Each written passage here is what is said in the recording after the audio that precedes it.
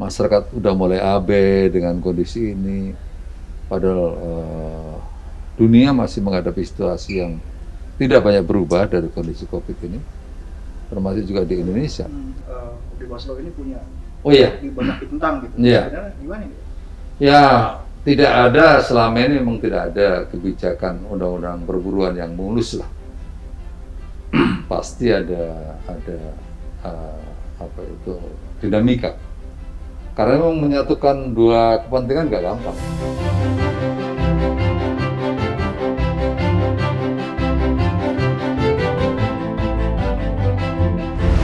Kami sedang ada di Binagraha. Kita akan berbincang dengan Pak Muldoko soal penanganan COVID. Selamat siang Pak Mul. Selamat siang. Semoga sehat selalu ya Pak. Alhamdulillah. Amin. Pak, ini kita memasuki fase baru Pak. Jadi setelah kebiasaan baru dan saat ini kan yang terinfeksi makin banyak ya sekarang. Nah, ini karena masyarakat sudah mulai beraktivitas walaupun normal, tapi penyebaran masih banyak ya. Nah, ini bagaimana kampanye dari pemerintah ini Pak? Ya, memang ada kecenderungan ya. Ada kecenderungan baik dan ada kecenderungan kurang baik ya. Kecenderungan baiknya itu bahwa testing sekarang itu semakin banyak.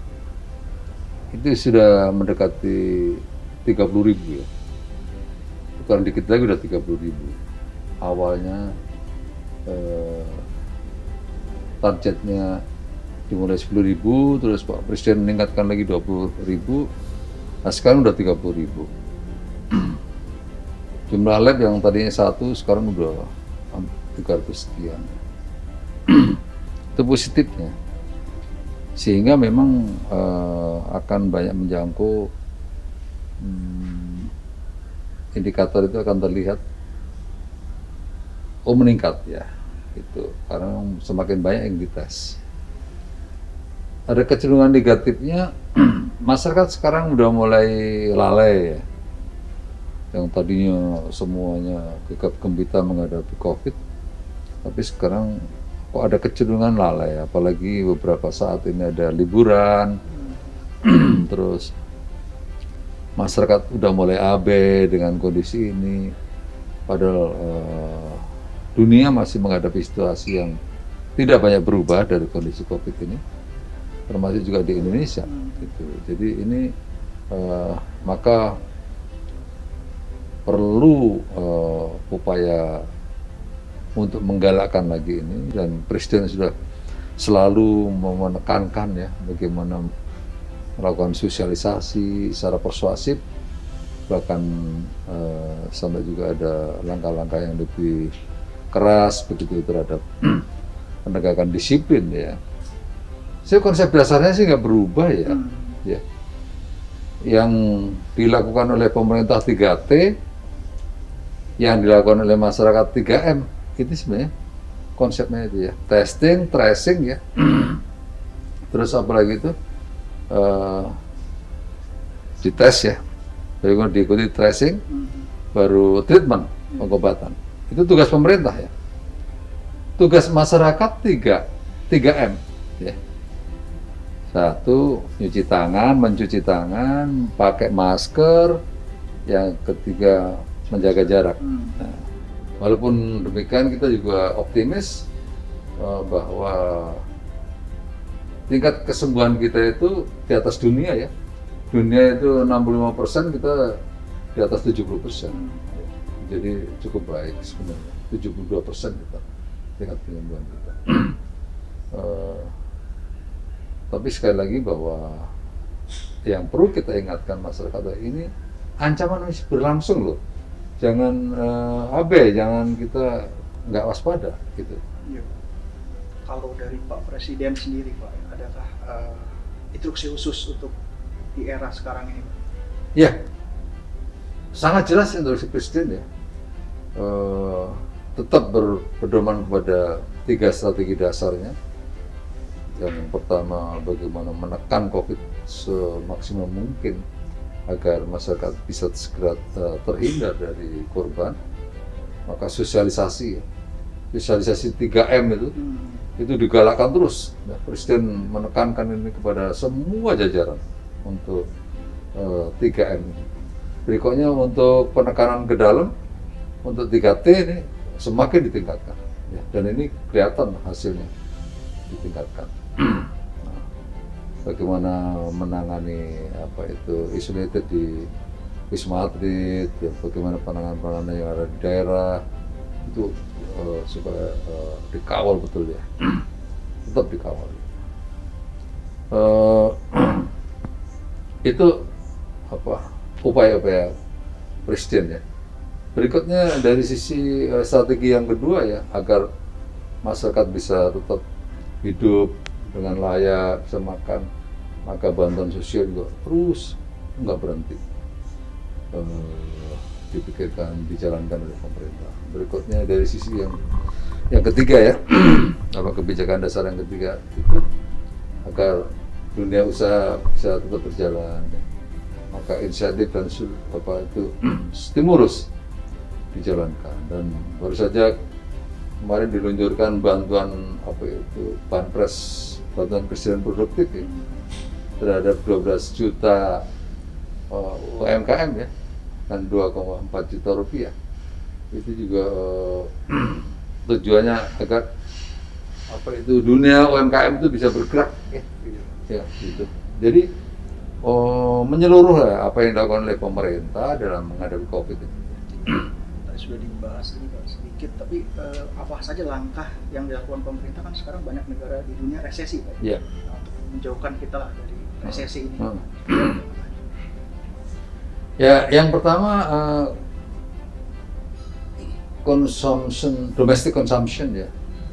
Bahwa kita lebih bersandar kepada itu. Untuk itu Presiden selalu menekankan supaya anggaran APBN itu cepat digelontorkan. Juga demikian anggaran-anggaran untuk penanganan COVID ya juga digelontorkan. Termasuk juga APD itu semaksimal mungkin nanti menggunakan produknya UMKM ya, agar UMKM juga bisa hidup. Di antara masker apa yang bisa ditangani oleh UMKM. Berikutnya yang kedua, bagaimana menggerakkan dunia usaha ya. Menggerakkan dunia usaha, kita sangat paham bahwa korporasi besar juga menghadapi masalah. Untuk itu UMKM lah yang bisa dioptimalkan. Angkatan seperti tadi yang disampaikan, ada bantuan bansos produktif ya, agar ini UMKM itu punya modal ya. Mungkin selama ini udah nggak jalan atau jalan, rata-rata dari yang kita tanya-tanya kepada mereka ya, itu dari yang biasanya dapat 500.000 dengan COVID sekarang ini omsetnya hanya 200.000, 200.000. Ya, lama-lama dan modal pokoknya habis tuh.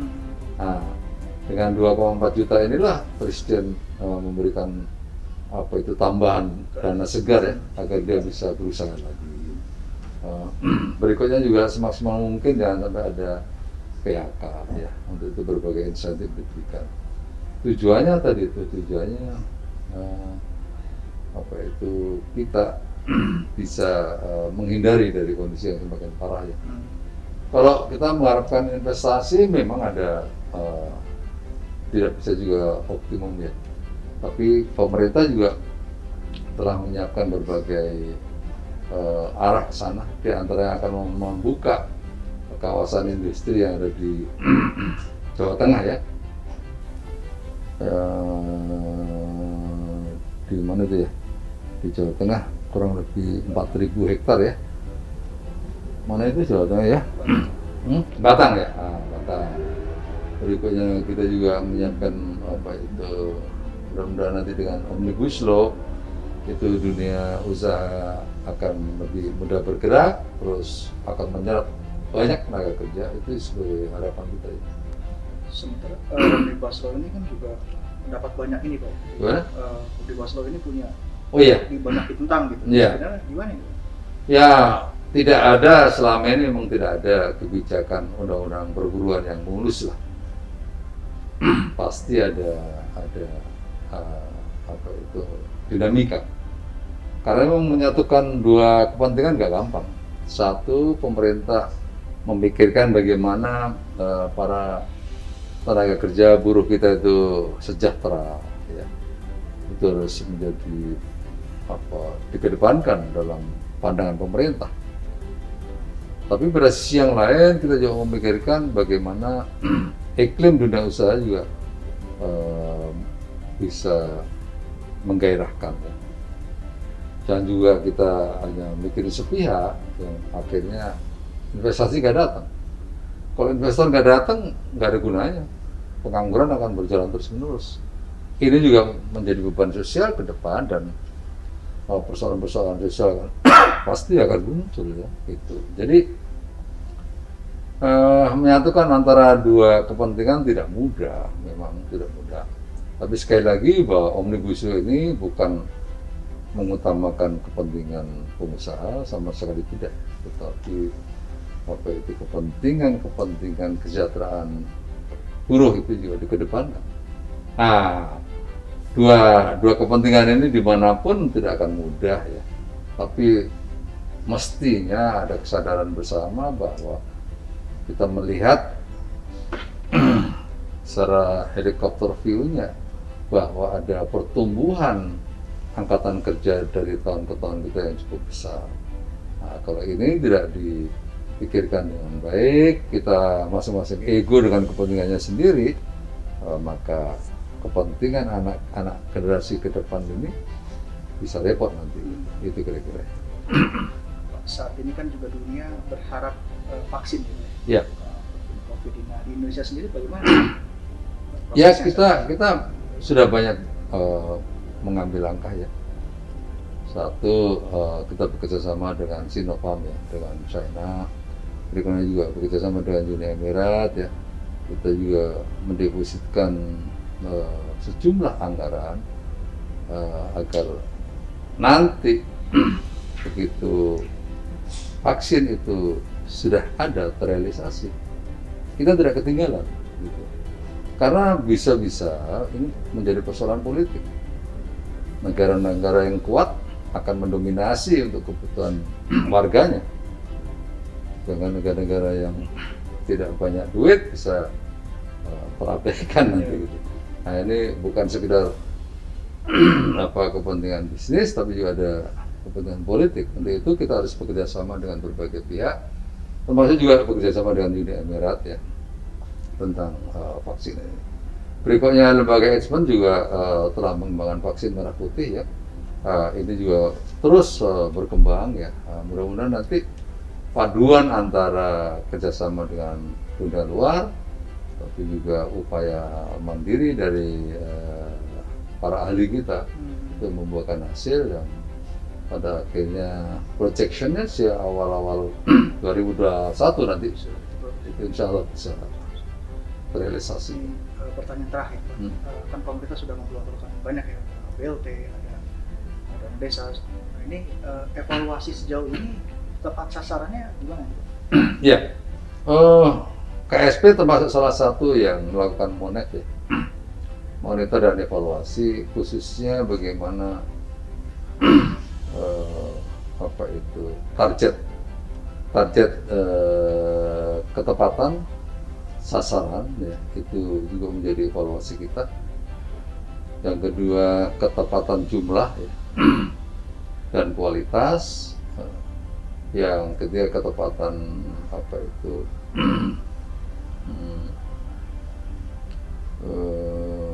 jadi jumlah, kualitas, berikutnya ketepatan sasaran.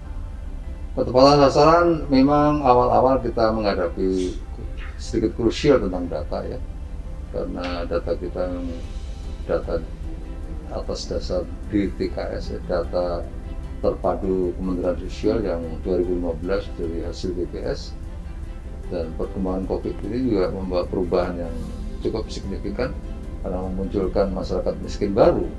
Nah, ini juga agak sedikit krusial awalnya, tapi alhamdulillah sekarang dengan berbagai upaya keras dari Kemensos itu bisa diupdate, ya, kerjasama dengan para pemerintah daerah. Berikutnya, ketepatan kualitas kita juga evaluasi. kita buka sini, kita ambil beberapa contoh apa itu box tuh, kantong-kantong gitu, karena banyak vendornya ya. Kita lihat di sini, kita cek satu persatu, ada perbedaan apa itu merek dan seterusnya. Kita langsung buat surat kepada Menteri Sosial supaya diatensi dengan baik. Berikutnya juga tetapan jumlah ya. Kita juga sampaikan kalau ini kok ada beda-beda kalengnya, ini ukurannya gimana dan macam-macam. Itu kita evaluasi dengan baik. Harapan kita adalah petunjuk Presiden tidak terjadi bias di lapangan. Itu kita kawal dengan baik. Siap. Pimpinan terima kasih sudah Baik. ngobrol siang-siang. Buat Sumber.com, demikianlah bincang-bincang santai kita dengan Pak Muldoko. Semoga pandemi cepat berlalu, Pak ya. Amin. Semoga Indonesia juga tetap Ya. sejahtera, maju terus. Terima kasih. Sekian. Assalamualaikum warahmatullahi wabarakatuh.